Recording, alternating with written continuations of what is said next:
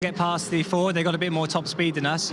That's our weakness. We top speed, but let's see if we can put him under a bit of pressure, and I think that's our only way to get by. But fingers crossed. Thank you, James. Well, if they're in trouble early on in the race with the double stinting of the tyres, they're going to have to hope that the temperature comes down significantly later. Whether rain comes into play and saves them if they've got through their tyre allocation by then or not remains to be seen, but that's quite a long gamble. Incidentally, just one little update on Ford number 67, that car that died after the pit stop, and Harry Tingle rolled down the hill into Eau Rouge and had to restart it and reconfigure it. That also had an electronic issue on the grid, we learn, so it's not perhaps unexpected. Weather forecast says that by 6 p.m. there might be rain. We'll be racing through till 8:30.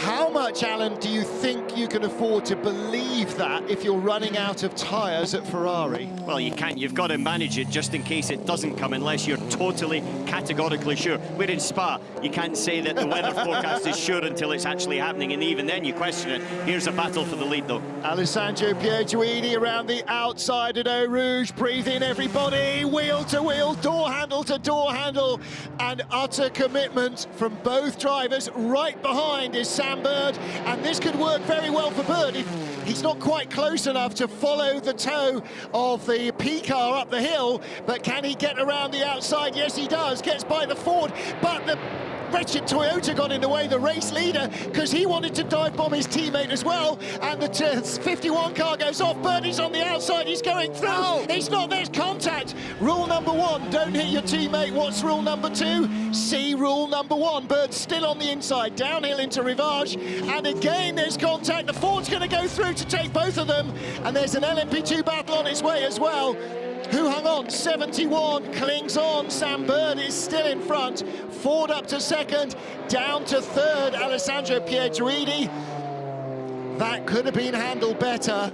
I want to go down to the F Corsa garage and listen to their debrief after this, I tell you, because that was opportunistic in terms of Sam Bird. He got it, to be honest, I would say that Pla maybe fought it a little bit too hard. Opportunistic by Bird to take one, and then he was passed at this particular point. They both squeezed each other, but then they started going at it again down into the next corner.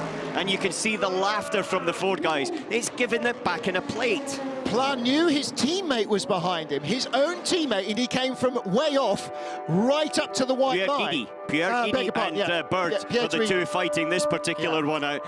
Fantastic camera angles here, as you can see how close it was. And then the best spectator part of it is definitely from Pla. This is where I think Pla maybe held it out that little bit too long. If he had breathed at the bottom of the hill, he would have had a better run, and then potentially wouldn't have been done by the Ferrari of Bird, because you saw how far the Bird was behind at the top of the hill there at Radio. Proper Monza slipstreamer there. That was a classic Kemmel straight move from Sam Bird, just using a slipstream to hoover his way along the queue.